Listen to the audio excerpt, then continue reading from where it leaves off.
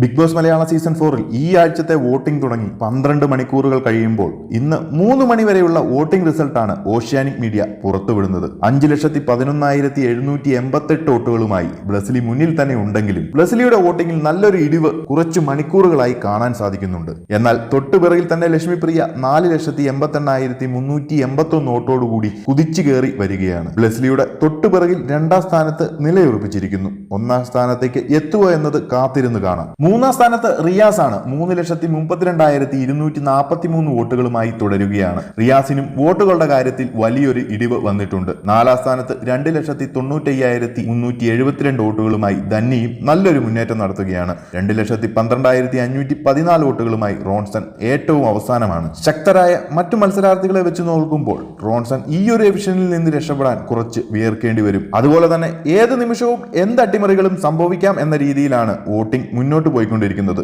വരും മണിക്കൂറിലെ കൃത്യമായ voting result അറിയാൻ ചാനൽ മറക്കാതെ എല്ലാവരും സബ്സ്ക്രൈബ് ചെയ്യുക. അതുപോലെ തന്നെ അഭിപ്രായങ്ങൾ കമന്റ് ബോക്സിൽ അറിയിക്കുക.